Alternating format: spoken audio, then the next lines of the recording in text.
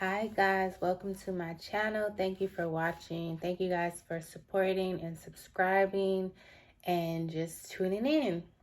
So, I did get my PGT-A testing results back.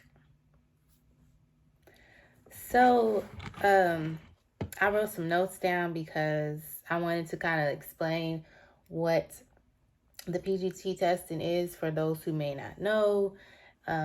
So it stands for pre-implantation genetic testing. And the A stands for aneuploid. Yeah, aneuploid. So to review, or to recap, I should say, I had retrieved 12 eggs. All 12 were mature. 11 of them fertilized, and then 5 made it to blastocyst. So they biopsied all 5, and so just to do like a timeline for those who are curious, I went through. They sent them to be biopsied with Cooper Genomics, however you pronounce it. So according to, I got the report right here too, so I could be accurate. So they biopsied them on February 7th. They sent them to the testing location, which is in New Jersey. And so they received these samples on the 15th, February 15th. And then I got the results back on the 21st. So that was the timeline. They say 7 to 10 business days. So that's pretty much what it was. So, so I'm going to go over my results. They do tell the gender, but I'm not going to tell you guys just yet because I want to do like a gender reveal. And so hopefully I have the opportunity to do that. And so I want to save the gender information for that time.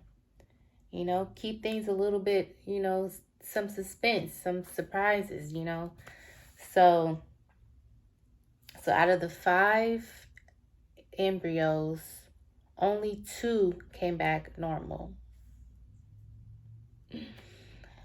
But that's better than nothing. So 2 came back normal, and then the other came back abnormal. So the normal ones are considered euploids, and then the abnormal ones are the aneuploids. And so what that means is that there are some chromosomes that are missing, or I guess there's additional chromosomes on those certain ones. So it's a lot to consider because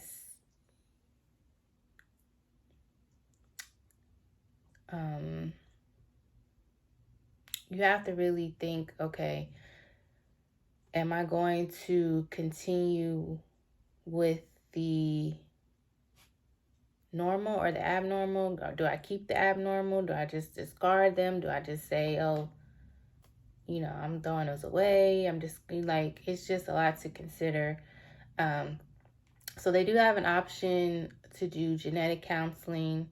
And so I'm just waiting to do that because I want to get more information. There's a lot of discourse about moving forward with your embryos if they do come back abnormal. There's a lot of studies that people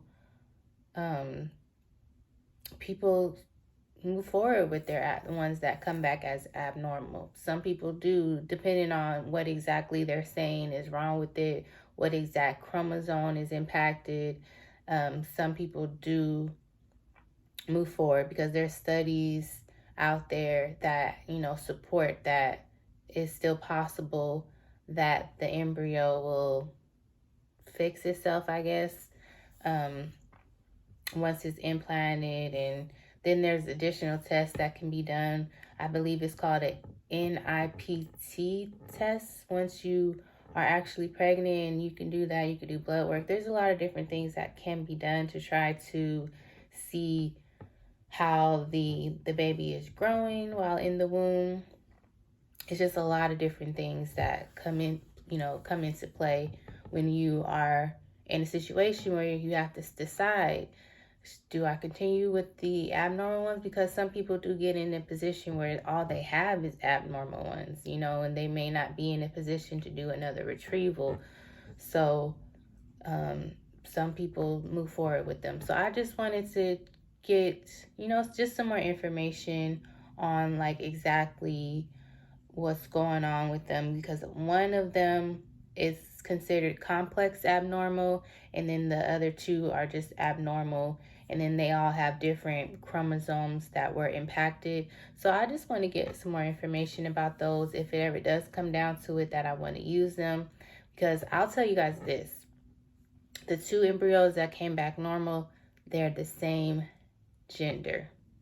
So that's another reason why I'm not gonna tell y'all that just yet, because there's no surprise in that. There's no suspense, because they're already the same gender. So you're gonna already know like what gender the baby's gonna be. So so obviously if I have the two of the same that came back normal, then that means the opposite gender came back abnormal. So that's why it puts me in this predicament where it's like, what if the ones that came back abnormal is the gender that I actually wanted to move forward with? Like, it's just, so people have a tough decision to make when they are put in this type of circumstance where their abnormal ones are the preferred gender, or maybe all of them came back abnormal, so that's the only thing they have to work with. So yeah, that's another situation. But I decided I'm going to go ahead and just move forward with my transfer with the normal embryos that I do have.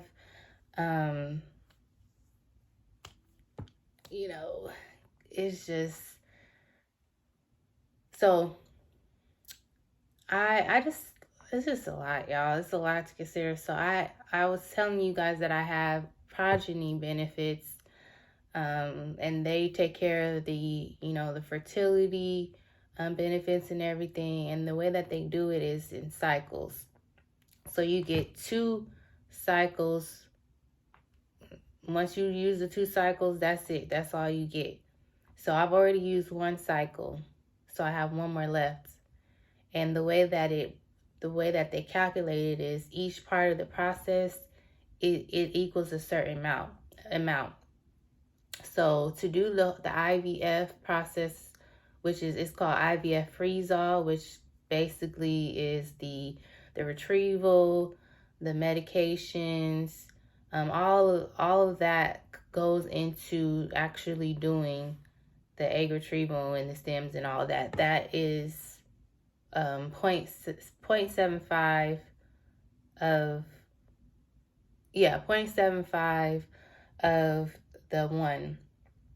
And then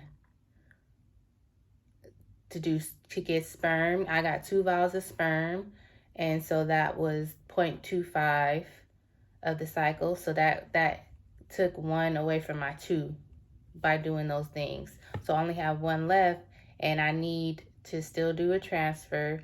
A transfer equals 0.25. So with 1 cycle, I can do 4 transfers.